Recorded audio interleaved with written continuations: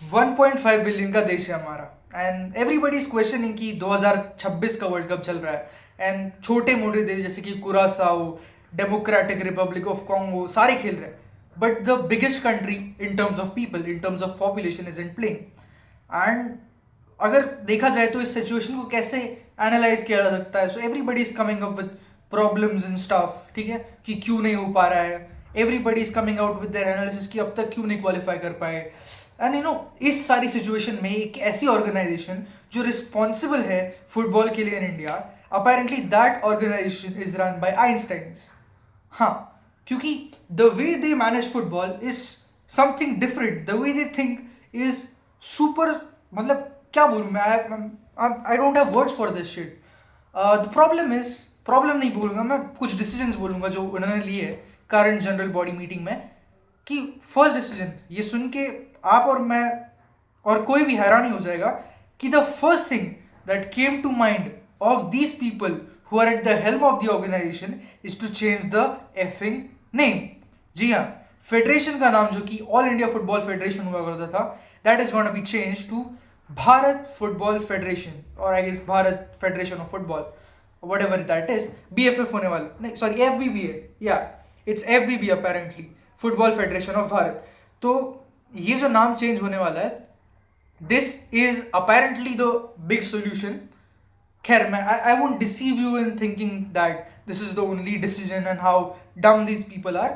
अगर देखा जाए तो this is what some countries have done and that's the explanation that these people are giving, कि चेक रिपब्लिक ने चेजिया कर दिया या फिर टर्की ने तुर्की कर दिया है, so we also have to take up our roots. And not just this, along with it national anthem और वंदे मातरम हर ISL की गेम के पहले बजेगा। सो अपेरेंटली इसको पेट्रियटिज्म अमंग प्लेयर्स को बढ़ाने के लिए किया जा रहा है, and I have no complaints with it. मतलब these are some cosmetic changes which don't harm anybody, but they are not the first thing that come to your mind when you're trying to revamp the football structure in the country.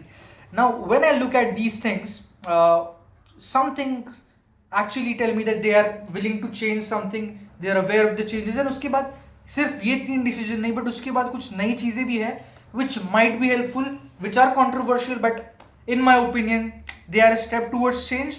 तो let's embrace them rather than expecting कि जो current structure है league का वही अच्छे से काम कर पाएगा। फॉर एग्जाम्पल राइट नाउ अभी करंटली ISL में 4 फॉरेन प्लेयर्स अलाउड है, but 4 foreign players are like I think 3 players foreign and 1 Asian. So instead of that what ISL is trying to do is have 3 foreign players, 1 OCI player, and also 1 striker of Indian origin at all times for 90 minutes on the pitch.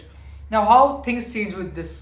Now ISL में भी ये rule होता था, sorry I league में भी ये rule होता था कि जब एक टाइम पे कि जब पहले कुछ मिनट के लिए टीम्स क्या करती थी कि स्ट्राइकर रखती थी इंडियन, और फिर या तो उसको सब आउट कर देती थी या तो फिर उसको मिडफील्ड में या विंग पे शिफ्ट कर देती थी।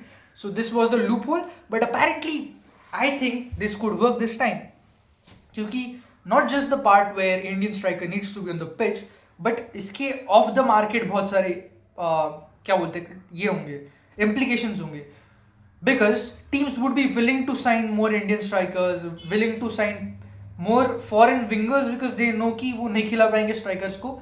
आई बिलीव कुछ टीमें होंगी जो ऑब्वियसली लूप होल्स को एक्सप्लॉइट करेंगी, but there would be 3-4 teams, honest teams, जो कि ट्राई करेंगी to play the striker for 90 minutes, and I think that is more important to me.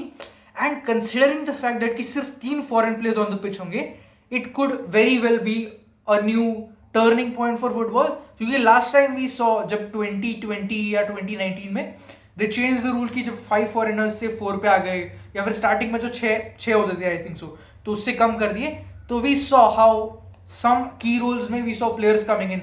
For example Apuia को चांस मिला, नॉर्थ ईस्ट यूनाइटेड में थे तब वो, तो उनको CDM खेलने का मौका मिला एंड ही शोड। सो जो स्पाइन होता था पहले अपनी लाइनअप का अभी भी, उसमें क्या होता था कि पहले 2 सेंटर बैक्स, एक CDM, then you had your एक एक CDM, एक अटैकिंग मिडफील्डर, एक स्ट्राइकर, तो ये 5 player they used to be foreigners central पूरा, then you just had your wingers and 1 box-to-box midfielder as Indian, but that somehow changed जब 1 foreigner was removed and teams were forced to find solutions to play four foreigners. Most of the teams chose to play one centre back as Indian, and some made a decision that they should go for CDMs, and we saw a resurgence of a lot of CDMs. We saw Jixon, we saw Apuya, we saw Suresh, जो कि constantly उस role में आते गए. Some teams experimented with central attacking midfielders. That's where we saw Brandon coming in. Brandon ने ज़्यादा match खेलना शुरू किया. फिर उसके बाद some teams even started playing like दो सेंटर बैक्स इंडियन खिलाए हैं कुछ टीमों ने, लाइक राउंड ग्लास पंजाब ने खिलाए थे. So these are the changes that happen. When I see 3 foreigners and 1 OCI player, I start thinking ki, what kind of players can be incorporated into the spine. Like some might argue ki, we can have a better, some team might think ki we might have a better chance. Let's play a foreigner up top, no problems with that. But let's have an OCI player in a CDM position, या फिर CAM position, या फिर एक centre back position. So that gives us more depth in national team in upcoming time, जब OCI player का rule allow हो जाएगा. या फिर अगर हम चाहें कि OCI प्लेयर एक विंगर होना चाहिए, so that gives us opportunity to improve players in other position, क्योंकि फॉरेनर्स का नंबर कम हो रहा है. एंड सी, अगर लोग बोल रहे हैं कि क्वालिटी ऑफ लीग को हैम्पर हो रहा है, ठीक है भाई, ये क्वालिटी ऑफ लीग का चूरन हमें मत चटाओ. The quality of league has always been worst. It has been bad for a long time now. पिछले 3-4 सालों से quality has been dead and it shows up in the national team. There hasn't been a significant competition. Last time I remember there was a good competition in the league was जब Mumbai city FC ने लीग जीती थी. I think that was the season where everything ended, because उसके बाद तो it's been a downfall for, I think that was like second और third season when the shield came. तो उसके तो द प्रॉब्लम इज कि the league, we shouldn't care about the league at this point. We should care कि जितने भी हमारे players हैं, they should get the maximum time to play, maximum opportunities, and कैसे हम OCI प्लेयर्स को integrate कर पाए. This should be the focus of our thoughts, our actions, and this is what I am trying to say, that whatever actions these are, these might not be the best actions, but at least they are few steps which we cannot change. क्योंकि every time we go and say okay developmental league में इतना पैसा डालो, and these clubs don't put it. Right now what these clubs would be forced to is play a striker for 90 minutes, is play 3 foreigners for 90 minutes, and this is where it comes as a blow, because कुछ टीमें होंगी जो सुधरेंगी नहीं. There are going to be the Mohun Bagans and the East Bengals and the Mumbai cities of the world which are not going to be complying to these rules and still get foreign strikers, still get foreign players. But there are going to be teams who will follow these rules or broke.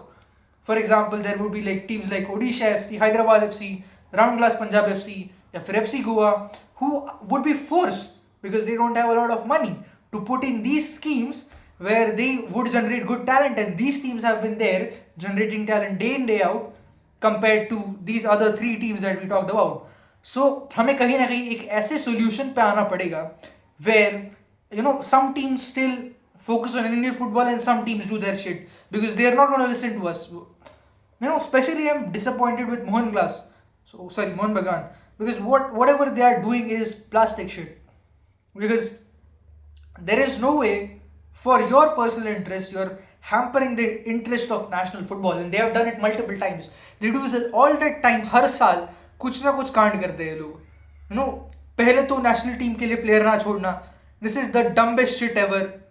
I think उसकी वजह से हमें ratings में बहुत नुकसान हुआ है, क्योंकि अगर आप रिस्पॉन्सिबिलिटी लेते हो कि आप 7 प्लेयर्स आपकी टीम से आते हैं नेशनल टीम में, and you still do this डम shit, it's gonna affect the team. And not just this, they have hampered us on the continental level as well. continental level पे पहले जब भी आप जाते हो, आप 6-1 हारते हो, 5-1 हारते हो रैंडम टीम्स के सामने. वो तो ठीक है, कभी कभी तो आप फोरफिट कर देते हो कंपटीशन को, because you aren't able to play. आपको वो रिस्क नहीं लेना है. एंड आई एम श्योर वो देयर इज स्टिल 50-50 कि जाना चाहिए था, नहीं जाना चाहिए था. But whatever decision you take hampers the Indian football for the next upcoming years, and that's what is happening. पहले हमारे पास जो स्लॉट्स होते थे ACL to एलिट में, एटलीस्ट हमारे पास एक स्लॉट होता था डायरेक्ट का, वो भी नहीं बचा. And 2 indirect slots we have, so FC Goa, East Bengal have to fight for their spot in ACL2. These things might not matter for you because you don't give a fuck, but matter for a lot of other clubs, matter for Indian football in the longer run. तो you know what I want is, ये जो सारी चीज़ें है, दे might not be something big, but at least they are a step in the right direction. कुछ cosmetic changes है, but there are some important changes which could help us out. अभी भी club lead structure पे बातचीत complete नहीं हुई है. They are saying कि ओके, प्रपोजल ड्राफ्ट करने के लिए एक और हफ्ता दिया गया है. So let's see what happens. 4 सितंबर को the league is suppose to be scheduled. अब देखना यह हुआ कि 14 टीम्स आती है, 13 आती है, कि ईस्ट बंगाल जैसे क्लब्स है 16 टीम प्रपोज कर रहे हैं. And I M full support, 16 teams होनी चाहिए. 30 मैचेस खेल पाएंगे एटलीस्ट हर टीम. सुपर कप के भी 5-6 हो जाएंगे, डूरंट कप के भी 5-6 हो जाएंगे. So that gives us like a good 40-42 match to begin with. अगर 13 टीम्स रहती है तो अगेन 24 मैचेस मिलते हैं, which is not a large amount. हम फिर वही पुरानी आईएसएल वाली बातचीत कर रहे होंगे. 14 आई थिंक, मुझे लगता है कि Diamond Harbour don't let them play. Shillong Lajong को खेलना चाहिए. एंड देन अगर वो भी नहीं होता है तो 16 टीम के लिए you have to figure out some ways. Let's see what happens. Club led model में और कौन सी टीम्स आती है. I am positive, I am optimistic, and I am going to give my best, trying to make more videos about these things, trying to be involved as much as possible. And you also don't lose your hope, bro, because that's what we got. That's what we got. You know where we come from. So there is nothing to lose. There is everything to grab. Let's grab everything we can.